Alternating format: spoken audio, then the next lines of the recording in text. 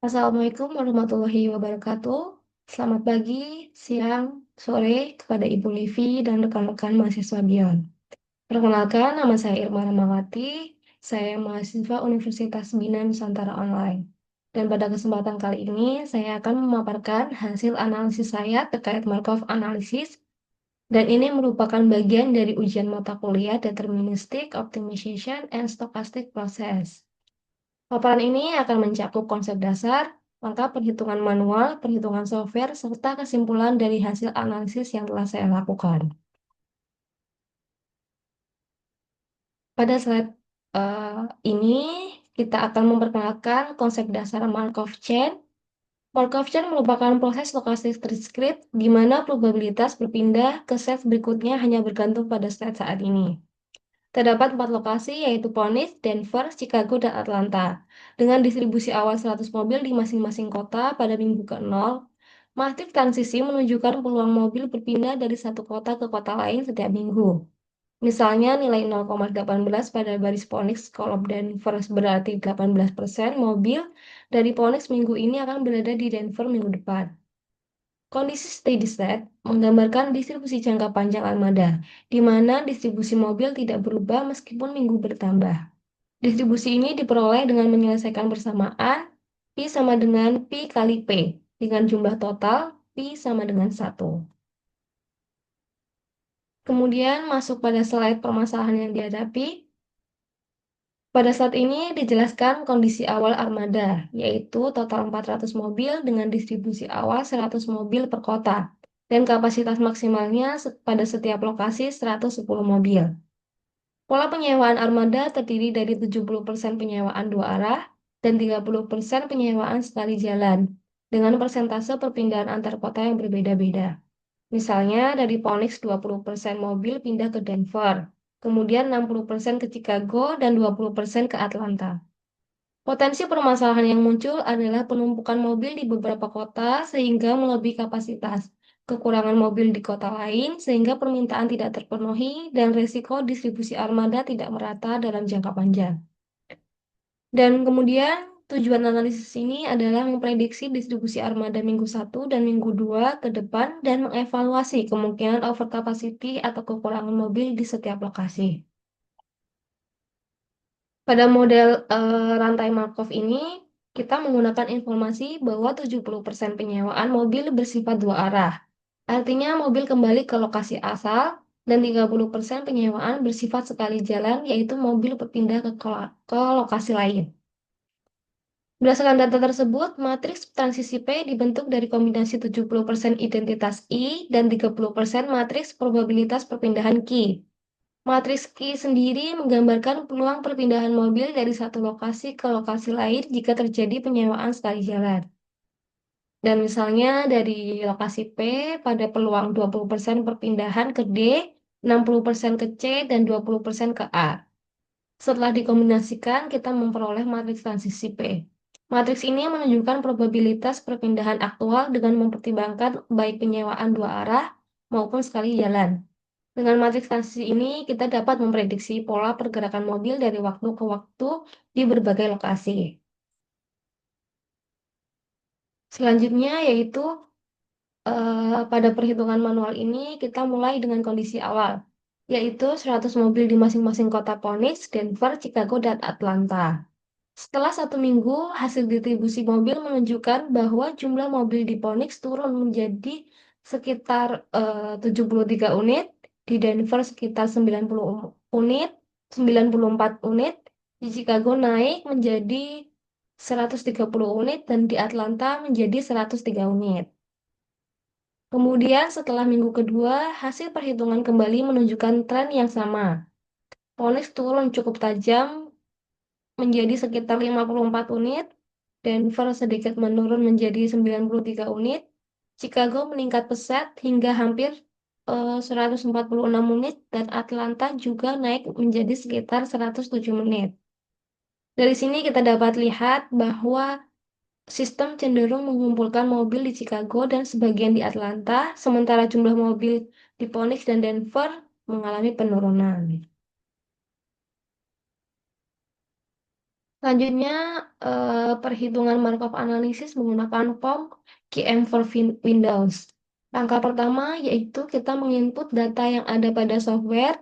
Setelah data sudah diinput dan kita menekan menu solve, akan muncul hasil perhitungan sebagai berikut. Ini merupakan hasil perhitungan menggunakan Windows for POM QM for Windows. Dan pada bagian kiri, tabel menunjukkan matriks probabilitas transisi antar state. Baik dari A itu adalah Phoenix, ke B itu adalah Denver, dan C adalah Chicago, dan D adalah Atlanta, maupun sebaliknya. Sementara itu, di bagian kanan terlihat hasil perhitungan jumlah akhir setiap periode dan distribusi probabilitas pada kondisi steady state.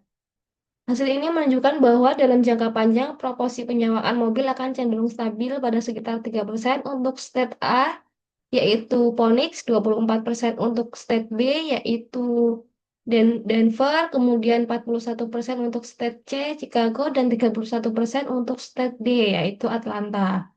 Informasi ini penting untuk memprediksi pola penyewaan dan membantu pengambilan keputusan operasional perusahaan agar lebih optimal. Selanjutnya, ini merupakan hasil perhitungan menggunakan POM QM for Windows untuk menentukan distribusi jangka panjang mobil di 4 lokasi. Ya, yang tadi yaitu Phoenix, Denver, Chicago, dan Atlanta. Serta untuk menghitung rata-rata waktu mobil kembali ke lokasi asal. Pertama, pada hasil studi saya terlihat bahwa Phoenix memiliki probabilitas 0,0311 atau setara dengan 12,44 mobil dalam jangka panjang. Kemudian Denver memiliki probabilitas 0,2442 atau sekitar 97,68 mobil. Chicago memiliki probabilitas tertinggi yaitu 0,4139 atau sekitar 165,56 mobil. Dan Atlanta memiliki probabilitas 0,3108 atau sekitar 124,32 mobil. Totalnya adalah 400 mobil sesuai dengan jumlah armada yang dimodelkan.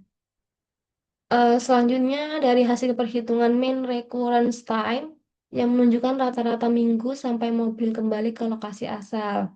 Yaitu pertama itu Ponex membutuhkan rata-rata sekitar 32,17 minggu, artinya mobil sangat jarang kembali dan Ponex lebih berfungsi sebagai sumber mobil. Denver hanya 4,09 minggu menunjukkan mobil relatif cepat kembali. Chicago rata-rata 2,42 minggu, yang berarti mobil sangat sering kembali sehingga menjadi penampungan utama dalam hal ini. Dan yang terakhir yaitu Atlanta rata-rata 3,22 minggu yang menandakan mobil cukup sering kembali.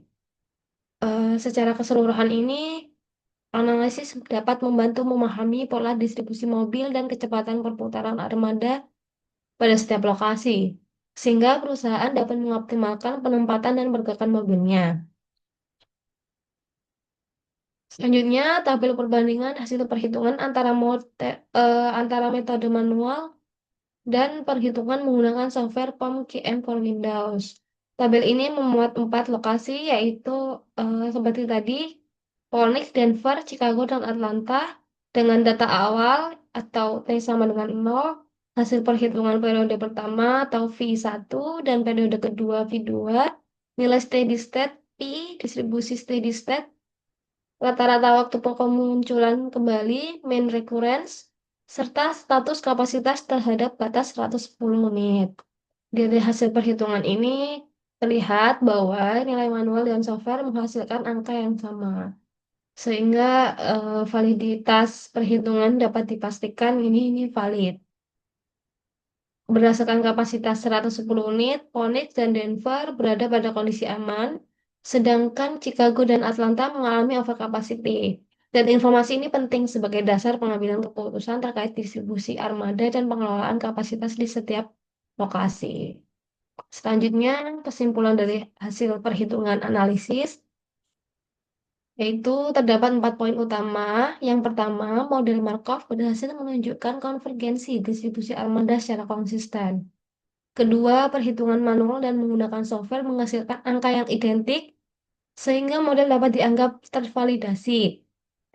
Kemudian yang ketiga, lokasi Chicago dan Atlanta berpotensi mengalami overcapacity sehingga memerlukan perhatian manajerial. Dan keempat, distribusi steady state dapat dimanfaatkan sebagai dasar pengambilan keputusan dalam alokasi armada jangka panjang. Dan kemudian berdasarkan kesimpulan atau analisis tersebut, terdapat beberapa rekomendasi strategi armada. Yang pertama, melakukan retribusi armada dari Chicago dan Atlanta ke Phoenix dan Denver untuk menghindari penumpukan. Yang kedua, menyesuaikan kapasitas dengan mengevaluasi penambahan fasilitas di lokasi yang sering mengalami kelebihan armada. Ketiga, memanfaatkan data mean recurrence time untuk mengatur frekuensi pengiriman armada dengan prioritas pergerakan dari Phoenix. Dan yang keempat, melakukan simulasi dan mitigasi risiko untuk mengantisipasi lonjakan permintaan. Serta yang kelima, menerapkan sistem tracking armada secara real time guna mendukung keputusan retribusi yang cepat dan tepat. Demikian pemaparan yang dapat saya sampaikan terkait analisis Markov analysis. Semoga hasil ini dapat memberikan gambaran yang jelas mengenai kondisi, kapasitas, dan strategi pengelolaan armada pada masa mendatang. Terima kasih atas perhatian Ibu Livi dan rekan-rekan semua. Wassalamualaikum warahmatullahi wabarakatuh.